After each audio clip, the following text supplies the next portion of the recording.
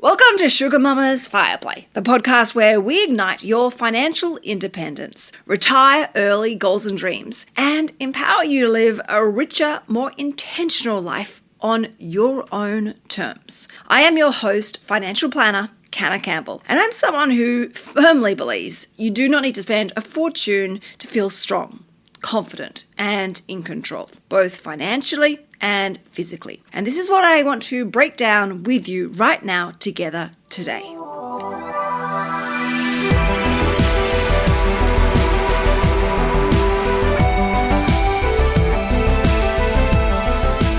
So today I want to talk to you about the cost of a gym membership and see if it's maybe burning a hole in your budget. And if it is, what are the alternatives out there to help fix that? Now, you've probably seen in the headlines, there is a viral story going around about a supposedly broke Australian influencer who proudly spends $60 per week on her gym membership. Now, that's over $3,000 a year. Now, the internet was somewhat divided when they saw this video. Some people applauded her investment in her health and well-being, and others judged, saying that it was a financial disaster and that she was a product of her own destruction and she needed to learn how to make some sacrifices in her life, as everyone needs to do when, things do get tight. Now, on this podcast, we are not here to judge or to form an opinion, because we are here to respect everyone is different. And everyone is in different situations, has very different values, different goals, and different dreams. So we take a moment to just step back, ignore the opinions and the judgment and the noise, but respect each other's values and where they are on their individual financial journey.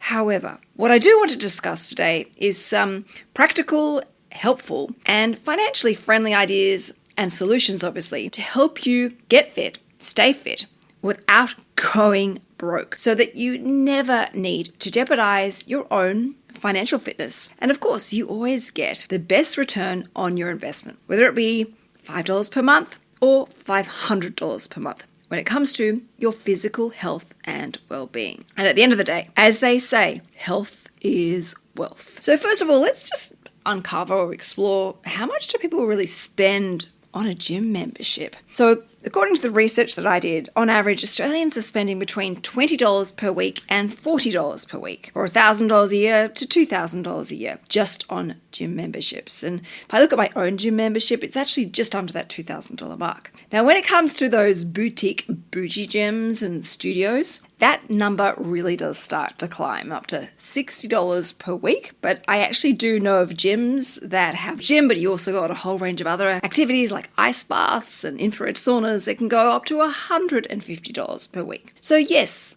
it is a significant investment, whichever way you look at it. But regardless of what you're really paying at the end of the day, the crucial thing here is, am I getting good value for money? Am I actually using this membership? Am I making the most of what they're offering? And is this membership actually adding value to my life?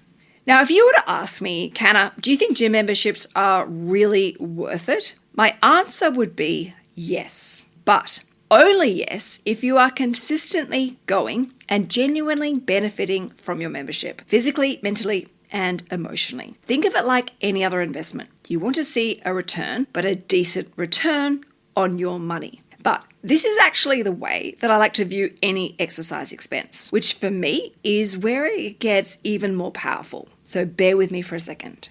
I want you to think about this. When we are feeling fit and strong, we've gone to the gym, we've gone for a jog, we've worked up a sweat, we've been on the bike, we've pushed those weights, we've done those burpees or planks or star jumps, whatever it may be.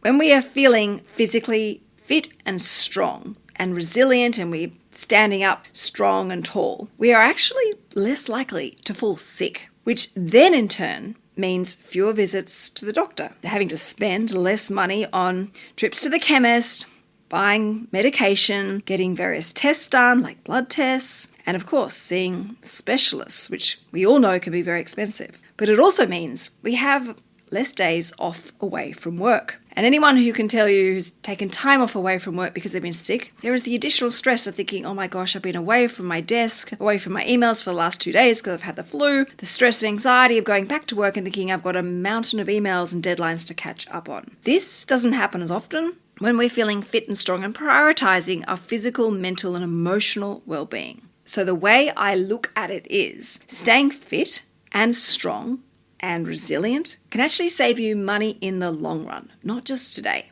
Having said that though, there are of course loads of smarter ways, more cost-effective ways to help you take care of your health without actually draining your bank account or damaging your budget. And this is what I really want to explore with you today. Get the creative juices flowing as to what alternative options are there out there, so that if you are looking at a tight budget and you're looking at making changes, such as maybe cutting out your membership or cutting down your membership or your overall budget, let's look at some different ideas that might help you take off the financial stress and pressure, but also make sure that you are able to stay physically fit, strong, and healthy. So the first point of call is how to actually save money on those memberships. Now, this is where I would probably start. And of course, this is for people who do love going to the gym and they're not ready to cut their gym memberships from their budget. And for the record, I would never necessarily recommend someone does that because I believe investing in your health is definitely worth it. But here are some more ideas. One great idea is to start with a trial. So many gyms, so many yoga studios, so many Pilates studios, like so many fitness outlets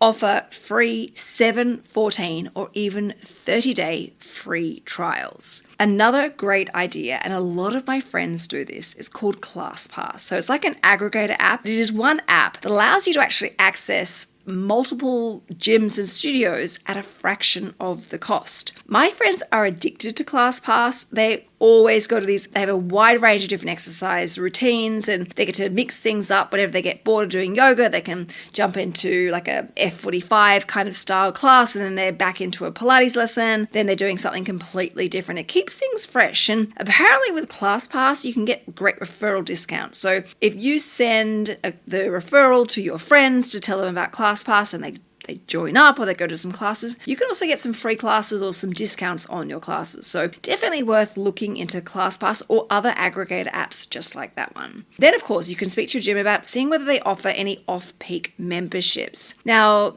what they do is they look at particular times during the day where the gyms are really quiet. They don't have many people. And often gyms will actually create a discount for those quiet periods, which may be just before lunchtime rush or maybe in the late afternoon when people are back at their desks, or even late at night where most people are, at home relaxing watching TV. For people who are shift workers, this can be really cost effective. Or for people who are perhaps maybe studying and, they're studying at nighttime perhaps and they want to go during the quiet periods during the day, or even parents who are perhaps working part-time and on their days where they're not with their kids and they're not at work, perhaps they want to go, say 10 o'clock after the early morning madness rush that goes through the gym. So ask your gym if they offer off-peak memberships. It may be significantly cheaper and actually better for your budget. Another great idea is to actually speak to your gym about your rate. If you've been really loyal and you are seriously considering cancelling, ask them what they can do about it. Sometimes they can give you a free month membership. Sometimes they can put you on a discounted rate. You never know. I do this every single year with my gas and energy bill, and every single year they drop my monthly fee. And I'm always amazed as to how much it comes down by. And I do the same actually with Foxtel as well. So don't be afraid to ask. And again, if you're really serious about cancelling, you'll be surprised what they'll be able to create and do for you to keep you as a paying loyal customer. Then of course, it's about asking other questions like, do they offer corporate membership? If you work for a big organization, they may have a partnership program in place where you get to access those gyms at a significant discount. A really good friend of mine just started working with a big corporate and she gets to access the gym for $8 per week and it gets taken out of her pay. And she said the gym is absolutely amazing, state of art, and it actually even includes working with a personal trainer. If you're a student, let them know that you're a student. Quite often, significant discounts apply to students, which is great. And of course, speak to your health fund. See whether they offer any rebates or perhaps they have any partnership discounts with that particular gym. A lot of people don't realize that they exist until they ask. You must get on the phone, you must go in and see them and see what they can do for you. And of course, if you are struggling right now and you're looking at what you can cut from your budget, consider not cancelling your membership, but perhaps pausing it. And this may create the perfect opportunity for you to go and try all these other ideas, like doing a trial for a month, or testing out ClassPass, or making some phone calls as to what you can do elsewhere that it's better value for money and actually suits your lifestyle. So don't be afraid to ask, and of course, put it on hold. When in doubt, you can always come back to it. And perhaps, you never know, by putting your membership on hold, you may actually discover more fun, different, exciting exercise routines and outlets that you never knew existed before, because you never got to that point where you questioned and asked and explored. Next, I want to talk to you about the alternative to traditional gyms. Now, of course, you do not need a gym to get fit. There are so many low-cost options or even free options out there. So starting with like online fitness programs, like 28 by Sam Wood. Now, this isn't free. It costs a flat fee per month. However, what it includes in that fee is not just a wide range of different workouts, from dance classes to ballet to Pilates to yoga to HIIT training and cardio. It also includes nutritional advice and recipes. And I've had a look into the Sam Wood program because I actually have it myself. And there's also some great meditation sessions, and there's also some great video clips to help improve your mindset when it comes to thinking about your own physical, mental, and emotional fitness, which I love. But of course, that's one of many. There's things like Sweat. Of course, you've got all those amazing fitness apps. Some of these cost less than $10 per month. Someone recently told me about Couch to 5K, and I have to admit I've downloaded this, but I haven't actually personally tried it yet. But Couch to 5K is basically an app that teaches you and trains you to start running.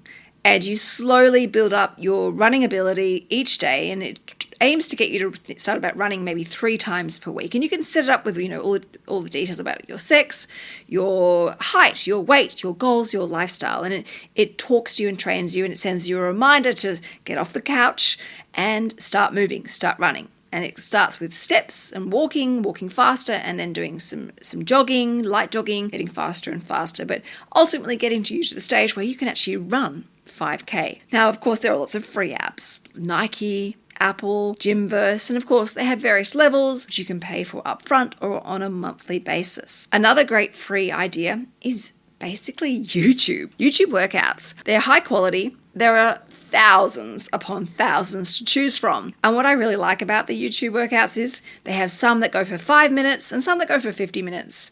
And they have so many different styles and types for everyone's different fitness and strength levels. So it's free. And again, you're doing it from the privacy and comfort of your own home. Another great idea, and I do this myself and I love it, that is I use my local outdoor gym areas. Now, of course, it's free. And I jumped online because I'm quite fortunate, and there's actually 3 outdoor gyms within about 200 meters from my house. And I thought I was just lucky. But I jumped online and I found a brilliant website called freeoutdoorfitness.net. And it said that within 25 kilometers of the city, there are over 239 outdoor gyms. So of course these outdoor gyms are free, and even if you reach out to your local council, a lot of the councils actually offer really affordable fitness classes, from yoga, tai chi, even bowling. These options are out there. You've just got to pick up the phone or jump online and have a look for them. There are really no excuses not to be fit and strong and healthy these days. There's nothing holding you back. And then finally, which I think is something I'm really excited to share with you, and that is looking for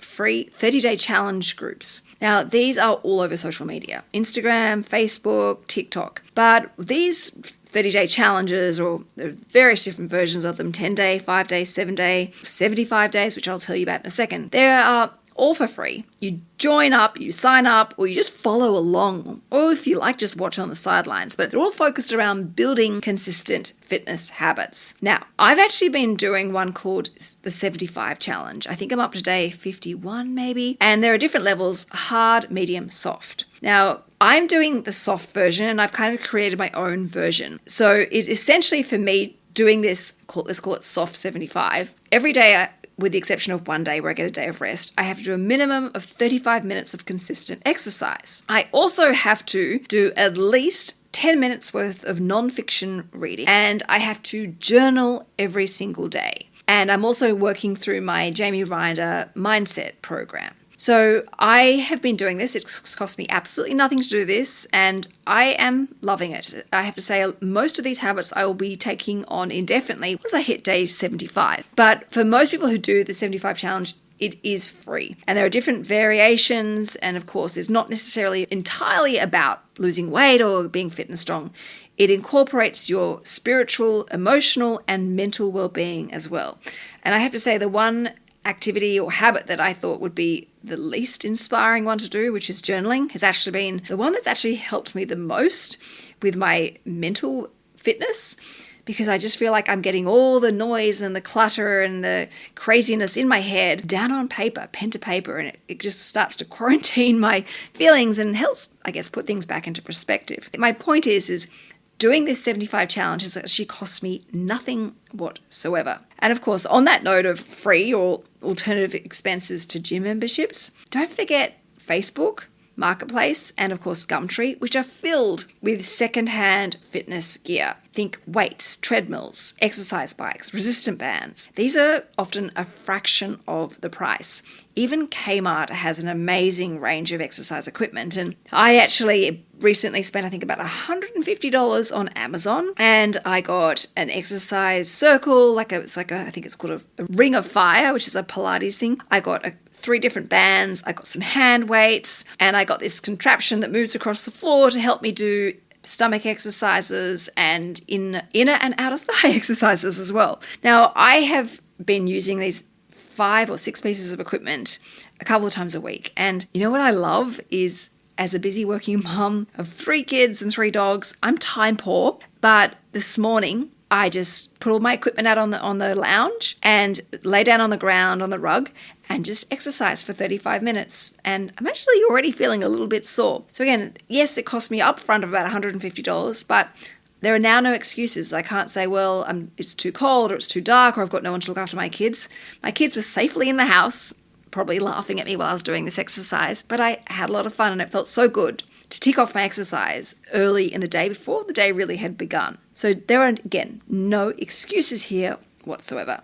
Now, my final tips for being and staying financially and physically fit with my financial planning cap back on. Apologies, I did deviate a little bit with what was going on in my life. So to bring it back to the finances, you should really think about your fitness like a financial goal. Put that expense into your budget. Have a fitness goal. Run further, to move more weights, to sweat more, to sleep better, which means you should track your fitness goal. Make a note of how much further you're able to run or how much longer you can go on the treadmill or on the exercise bike, or how many kgs are you pushing this week compared to last month. Make sure you're tracking it, reviewing it, and monitoring it.